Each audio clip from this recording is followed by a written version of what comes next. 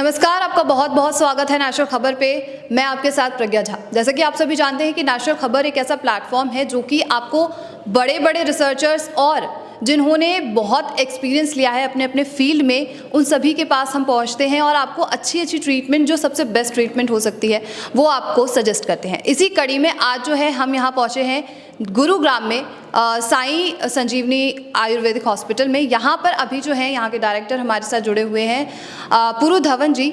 इनसे जो है हम आज किडनी के बारे में, किडनी में जो जितनी भी प्रकार की बीमारियां होती हैं, इन सब के बारे में आज हम जानने वाले हैं। तो सबसे पहले आपका बहुत बहुत स्वागत है पुरु जी। Thank you. मैं आपसे पूछना चाहती हूँ, जो ये किडनी डिजीजेज होती हैं, ये कैसे हो जाती हैं इंसानों को? किडनी की जो सबसे बड़ी परेशानी होती है वो है किडनी फेलियर, और इसके पीछे कारण बहुत कॉमन सा है, वो है हाई ब्लड प्रेशर और शुगर लेवल। जब किसी इंसान की शुगर लेवल और बीपी लेवल बढ़ना शुरू होता है तो उसकी किडनी को उसका इम्पैक्ट सहना पड़ता है और धीरे धीरे किडनी अपने फंक्शनिंग को खोना शुरू करती है। तो ओवर द पीरियड टाइम में क्या होता है, जो पहले खून साफ हो रहा था अब नहीं हो पाता, जो गंदगी पहले निकल पा रही थी अब नहीं निकल पा रही। क्रिएटिनिन शरीर में, यूरिया शरीर में इकट्ठा होना शुरू हो जाता है। अब जब शरीर में गंदगी इकट्ठी होनी शुरू होती है तो उस गंदगी की वजह से बॉडी में अलग टाइप के सिम्टम पैदा होना शुरू होते हैं और जो कि पेशेंट को बीमार करके चले जाते हैं। जैसे कि हम आपके यहाँ पे सुन ही सकते हैं कि ये साई संजीवनी है, तो संजीवनी यानी कि आयुर्वेदा हम मान सकते हैं। तो किस तरीके से आयुर्वेदा किस तरीके से किडनी का ट्रीटमेंट करता है, ये हम जानना चाहेंगे। ट्रीटमेंट पहले मतलब जो बेसिक बॉडी है वो तो सभी के लिए कॉमन है, ठीक है। इसमें हमें समझना पड़ेगा कि किडनी को नुकसान चीज़ क्या पहुंचा रही है। अगर किसी पेशेंट आता है, पेशेंट बताता है कि मेरा बीपी बहुत ज़्यादा हाई रहता था या रहता है, किडनी का साइज़ छोटा हो रहा है, तो हमें पता लग जाता है कि किडनी को जो नुकसान पहुंचा है वो हाई ब्लड प्रेशर की वजह से पहुंचा है। अब बीपी को वहाँ से हमें हटाना पड़ता है, बीपी को हमें नॉर्मल करना पड़ता है, क्योंकि अगर बीपी हाई बना रहेगा तो किडनी को नुकसान चलता रहेगा, और किडनी को नुकसान चलता रहा तो जो गंदगी है, क्रिएटिनिन है, यूरिया है, वो शरीर में और इकट्ठा होता चला जाएगा। तो पहला काम होता है कि बीमारी की जड़ को वहाँ से हटाओ। बीमारी की जड़ वहाँ से हट गई तो कम से कम ये तो होगा कि बीमारी आगे नहीं बढ़ेगी। उसके बाद हमें देखना पड़ता है कि जो नुकसान हुआ है उसकी हम किस हद तक भरपाई कर सकते हैं, क्योंकि किडनी के पास अपनी खूबी होती है अपने काम के करने की क्षमता को बढ़ा लेने की। अब जैसे मान लो एग्जांपल मैं आपको देता हूँ, एक पर्सन एक्सीडेंट में एक किडनी को खो देता है, सिंगल किडनी हो जाता है। सिंगल किडनी होने के बावजूद भी क्रिएटिनिन लेवल, यूरिया लेवल्स नहीं बढ़ते। वो इसलिए नहीं बढ़ते क्योंकि जो सिंगल किडनी वो अपने काम करने की क्षमता को बढ़ा लेती है। अगर हम यही चीज़ सारे किडनी फेलियर पेशेंट्स में यूज़ करते हैं कि मान लो उनका क्रिएटिनिन 4 है, क्रिएटिनिन 4 का मतलब ये होता है कि किडनी 60% तक काम नहीं कर रही बट 40% अभी भी काम कर रही है। इस 40% की फंक्शनिंग को हम बढ़ाते हैं तो क्या होता है कि लेवल्स क्रिएटिनिन के डाउन होने शुरू होते हैं, क्योंकि किडनी पहले से अच्छा काम कर रही है। पर उसके लिए शर्त वही होती है कि आपने पहले बीमारी के जड़ को शरीर से बाहर करना ही होता है, तभी वो काम कर पाएगा सिस्टम, वरना वो काम नहीं करता। किडनी फेलियर मतलब अलग अलग तरीकों से भी होती है, कैसे कैसे हो जाता है? हाँ, जो हम नॉर्मली पेशेंट आता है वही कहते हैं कि मेरा क्रिएटिनिन बढ़ रहा है, बट क्रिएटिनिन बढ़ना मतलब किडनी खराब होना, इसके पीछे कारण बहुत सारे होते हैं। 40% जो पेशेंट होते हैं उनकी किडनी खराब होती है हाई ब्लड प्रेशर से। फिर 40% वो लोग होते हैं जिनकी किडनी खराब हो रही होती है हाई शुगर लेवल की वजह से। उसके बाद जो 20% बचता है उसके अंदर genetic disorders, IgA nephropathy, polycystic kidney, lupus nephritis, ये सारे आ जाते हैं। तो अगर हम 80% पे फोकस करें तो हाई ब्लड प्रेशर और शुगर लेवल ही कारण है किडनी खराब होने के सबसे बड़े। और इसी वजह से जो बीमारी है किडनी फेलियर हर घर में पहुंचती जा रही है। कारण ये है कि बीपी शुगर हर घर में हमें देखने को मिल जाता है। तो मतलब अगर हम किडनी फेलियर की बात करें तो और भी किसी कोई तरीका है कि इससे ठीक किया जा सके? आयुर्वेदा में और कितने तरीके हैं इनसे? नहीं, आयुर्वेद में जो तरीके हैं वो बहुत सिंपल बेसिक्स वाले ही होते हैं कि अगर हमें किसी भी बीमारी का ट्रीटमेंट करना है, स्टार्ट विद द रूट, उसकी जड़ से शुरू करो, उसकी जड़ को वहाँ से बाहर करो, कम से कम बीमारी को आगे बढ़ना बंद करो। उसके बाद है कि अब वहाँ पे जो नुकसान हुआ है उसको हमें इमेजिन करना पड़ता है। अगर पेशेंट आ रहा है, उसने अपनी हिस्ट्री दी है, तो हम इमेजिन करते हैं कि उसकी किडनी के साथ क्या हुआ होगा। अगर बीपी से किडनी खराब है, हमें पता है कि वहाँ पे स्क्लेरोसिस हुआ है, यानी टिश्यू अंदर का हार्ड हो गया है। अगर पेशेंट कहता है कि मेरे को डायबिटीज़ से नुकसान हुआ, तो हमें पता है कि ये अंदर का टिश्यू वीक हुआ है। फिर हमें उस हिसाब से ट्रीटमेंट को आगे बढ़ाना पड़ता है कि जो स्ट्रक्चर है अंदर किडनी के अंदर, जो नेफ्रॉन्स हैं, उनकी स्ट्रक्चर को नुकसान जैसा हुआ है वैसे उसकी भरपाई करने की कोशिश की जाती है। अगर किसी युवा इंसान को हो रहा है तो वो कैसे पहचाने कि इस तरीके की प्रॉब्लम उसमें क्रिएट हो रही है? आपको थोड़ा सा ना वो देना पड़ेगा पेशेंट का, और बाकी डिटेल्स भी देनी पड़ेगी। तो जो पेशेंट यंग होते हैं उनमें अगर बीपी शुगर नहीं है, उनके पीछे कारण अलग होते हैं। वो है IgA नेफ्रोपैथी, जो कि हमें कॉमनली नज़र आता है। दूसरा है पॉलीसिस्टिक किडनी। ये दोनों ही जेनेटिक डिसऑर्डर हैं और नॉन क्योरेबल होते हैं। अक्सर पेशेंट जो बीपी और शुगर के ख़राब होते हैं वो 30s 40s 50s में जाके किडनी ख़राब होनी शुरू होती है, क्योंकि बीपी शुगर उससे पहले होता नहीं है। हाँ, उसके बाद वो शुरू होता है तो 30s फिर 40s के पेशेंट ज़्यादा होते हैं, फिर 50s के पेशेंट और ज़्यादा होते हैं। हाँ, अगर कोई चाहता है कि उसे हो ही ना ये बीमारी, तो डाइट के क्या, डाइट क्या हो सकता है? डाइट से पहले उसमें इंपॉर्टेंट है कि बीपी और शुगर को अपनी बॉडी के अंदर आने ही मत दो, क्योंकि ये सबसे सिंपलेस्ट तरीका है अपनी बॉडी को किसी भी बीमारी से दूर रखने का। जी, अगर बीपी है, अगर किडनी खराब नहीं हुई तो कुछ और हो जाएगा, बिल्कुल, शरीर में बहुत है ना। अगर डायबिटीज़ है, किडनी खराब नहीं हुई तो हार्ट अटैक आने के चांसेस ज़्यादा हैं, लंग्स खराब होने के चांसेस ज़्यादा हैं। तो आप बीपी और शुगर जैसी बीमारी को हमारे हाथ में होता है, क्योंकि इसकी मॉनिटरिंग आप घर पे कर सकते हो। बीपी चेक कर लिया घर पे, शुगर टेस्ट कर लिया घर पे। तो अगर आप अपनी एज 30 को क्रॉस कर चुके हो तो आप कोशिश करो कि महीने में 1-2 बार रूटीन बना लो कि आपने अपना बीपी शुगर टेस्ट करना है। बीपी अगर ज़रा सा भी स्लाइड बढ़ना शुरू होता है, मेडिसिन की ज़रूरत नहीं होती, अपनी लाइफस्टाइल को चेंज करो। देखो कि आपने क्या गलत किया था। आपकी शुगर बढ़ी, देखो आपने क्या गलत किया था, क्या गलत खा रहे हो। अपनी डाइट में वो चेंजेस लेकर आओ, लाइफस्टाइल में चेंजेस लेकर आओ, एक्सरसाइज करो, थोड़ा सा योगा ऐड कर लो, कि अपनी बीपी शुगर को आप इनिशियल स्टेज पे ही दबा दो, ख़त्म कर दो। अगर वो बीमारी बढ़ेगी तो वो आगे और बीमारियों को पैदा करेगी। अगर वो बीमारी ही नहीं आती तो किडनी तो आएगी ही नहीं ना, किडनी ठीक रहेगी। मेरा आपसे आखिरी सवाल ये है, देखिए आयुर्वेदा जो है वो लोग बोलते हैं कि बहुत स्लो प्रोसेस है, सालों लग जाते। पहले भी ऐसा होता था, अभी भी लोगों का यही विश्वास है।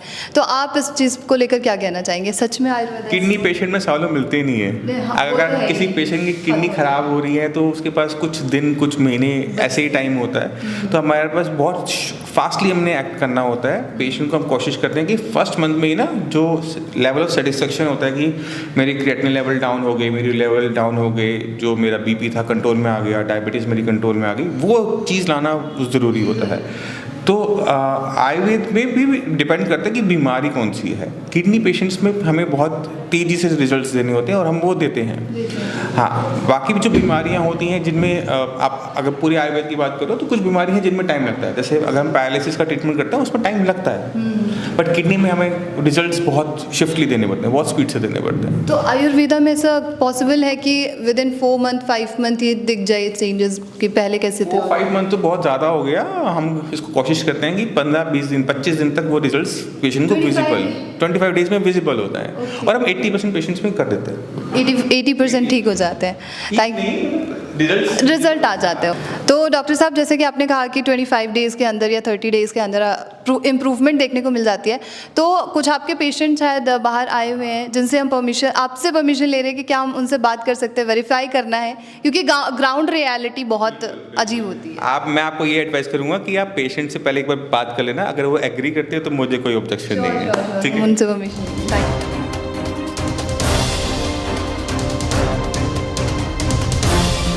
तो जिस तरीके से हमने अभी परमिशन लिया है, और अभी जो है हमारे साथ एक पेशेंट जुड़े हुए हैं जिन्होंने काफ़ी लंबे समय से ट्रीटमेंट लिया है। तो अभी आप अपना इंट्रोडक्शन जो है हमें सर दीजिए।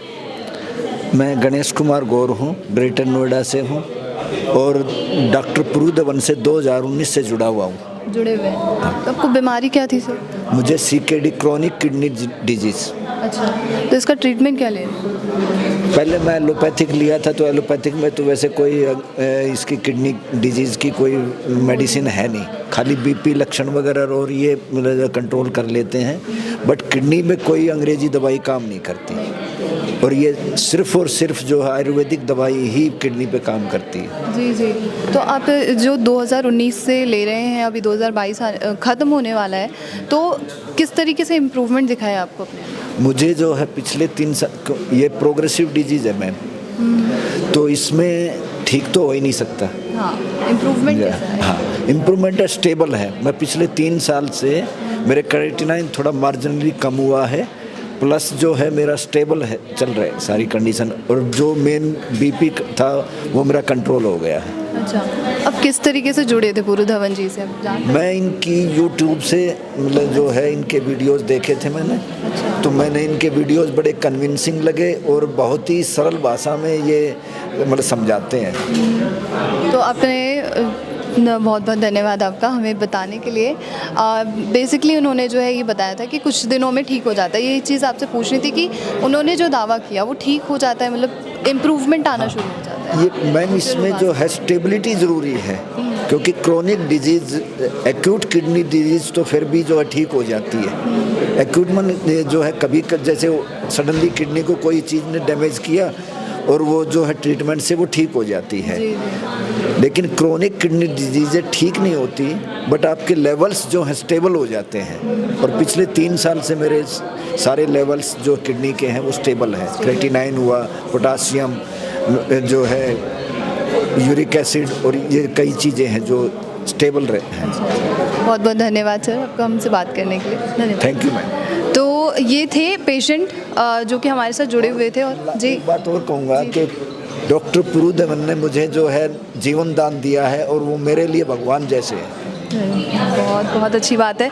तो सुना आपने कि किस तरीके से पेशेंट जो है यहाँ आकर एक पॉजिटिवनेस आनी ज़रूरी है। किसी भी बीमारी को ठीक करने के लिए आपके अंदर पॉजिटिव चीज़ आनी ज़रूरी है, तो यहाँ पर पॉजिटिविटी मिलती है, यहाँ इम्प्रूवमेंट देखने को मिलता है।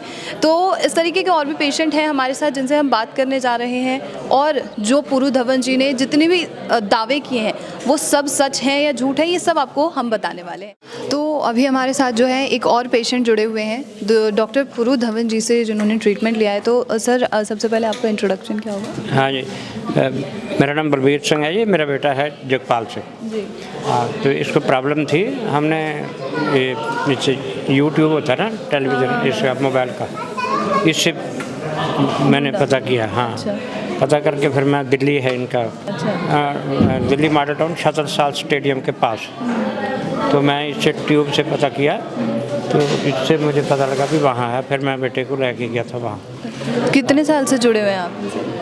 मैं 3 साल से जुड़ा। 3 साल। 2019 से कैसे? 2019 से मेरे बच्चे को तकलीफ़ हो गई थी, तो मैंने इधर उधर बहुत भागा, पैसा भी बहुत ख़राब किया, पर मुझे जो दिमागी शांति आई और शरीर भी मेरे बच्चे का ठीक है, वो यहीं से हुआ। कितना % फ़ायदा मिला है आपको? 90%? अब 90% फ़ायदा है। ठीक है, 90%।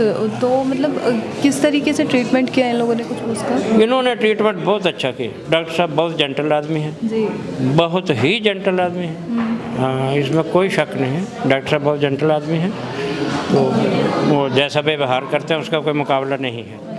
हाँ, मैंने यहाँ कई लोगों से भी देखा, कई लोग वहाँ कहीं कितना पैसा ख़राब किया उन्होंने, फिर यहाँ आ रहे बाद में।